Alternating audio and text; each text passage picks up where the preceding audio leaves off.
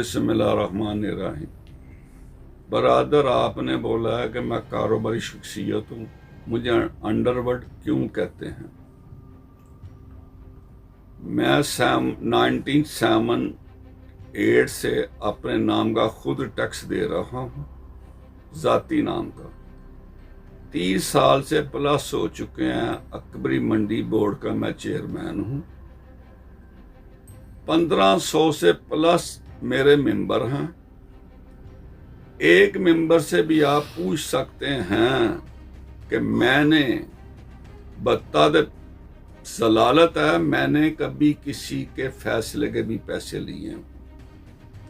Underworld कहना मेरी तौहीन है। प्लीज आपकी मेहरबानी। तो भट्ट साहब, ये ट्रक्का वाला ख़ानदान के साथ दुश्मनी आपकी कैसे शुरू हुई और ये कब से चल रही है दुश्मनी? और क्या दोनों ख़ानदान जो हैं वो ये दुश्मनी ख़त्म करना भी चाहते हैं कभी? आपने मुझे बोला है कि टीपू ट्रक्का वाले से आपकी कैसे दुश्मनी शुरू हुई। मेरी इनके साथ कोई दुश्मनी नहीं थी, ना है, ना मैं समझता हूं। ये जो बात कर रहे हैं ना कि बिल्ला ट्रक्का वाला मर्डर होता है, क्यों होता है? टीपू ट्रक्का वाले, बिल्ले ट्रक्का वाले ने अपने बंदे थे इनके, जिसका नाम नीफा भी था, बाबा भी था, बोला सुनियारा भी था, माइयों गुज्जर भी था, और भी काफी से। इन्होंने उनसे बंदे मरवाते थे। इन्होंने अकबरी मंडी में बंदे मरवाए, जिसका नाम मीरुद्दीन था, एक गुज्जर बरादरी का था, एक और कोई था। बिल्ले ट्रक्के वाले को कलियार साहब ने गिरफ्तार कर लिया। डीएसपी कलियार साहब थे, उन्होंने गिरफ्तार किया। बिल्ले ट्रक्का वाले ने अपनी सफाई कुरान पाक पे 500 बंदे के करीब दी। उन्होंने बिल्ले को और बिल्ले के बेटे को, टीपू को, उन्होंने क्लियर कर दिया। नीफा बाबा ये दूसरे सियालकोट के जो थे, मफरूर इश्तियारी उजरती कातल थे, जो इनके परवर थे, जो इन्होंने पाले हुए थे, उनकी दुश्मनी इनके साथ पड़ जाती है।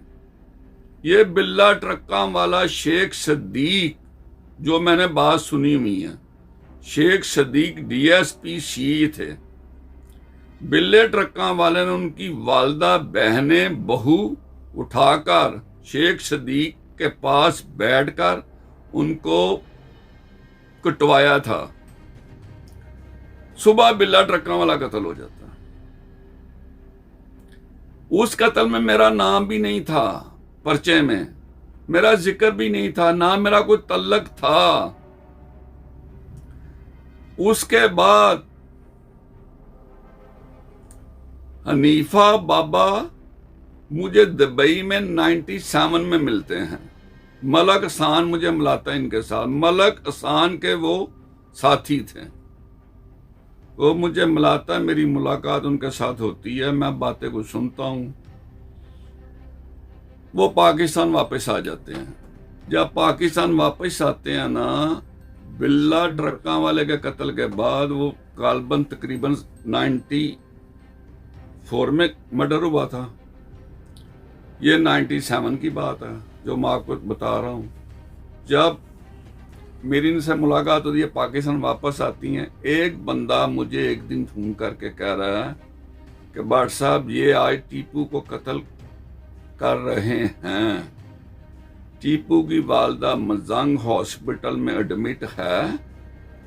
हॉस्पिटल मुझे अब नाम याद नहीं है, वो मजंग हॉस्पिटल में एडमिट है। उधर ये आज उन्होंने टीपू पे अटैक करना है। मेरा टीपू के साथ वास्ता नहीं था कोई। अहमद चद्दर साहब, जो टीपू के अंकल थे, बिल्ले ट्रक्का वाले के भाई बने हुए थे, तलक था उनका, तलक था। मेरा भी उनका सलाम दुआ थी। मैंने अहमद चद्दर साहब को फोन किया कि आज टीपू ने हॉस्पिटल मजंग जाना है अपनी वालदा की खबर लेने के लिए, उनकी तबीयत ठीक नहीं है, इसको बचा लें, इसको उधर आज ना जाने दें। उन्होंने चद्दर साहब ने टीपू को बोला, टीपू को रोक दिया कि तूने आज अपनी वालदा की खबर लेने मजांग हॉस्पिटल में नहीं जाना।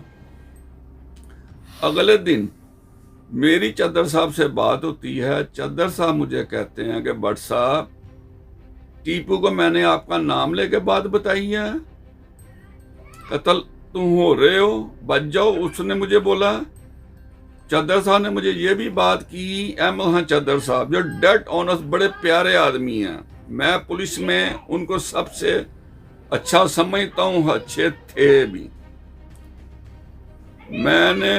उन्होंने मुझे बोला कि मैंने अपने तौर पे इंक्वायरी की है कि टीपू मेरे तफ्तीश के मेरी इंक्वायरी के मालूमात में ये अटैक होना था, और टीपू ने मुझे बोला आज कि ये अटैक वाकई मेरे पे होना था।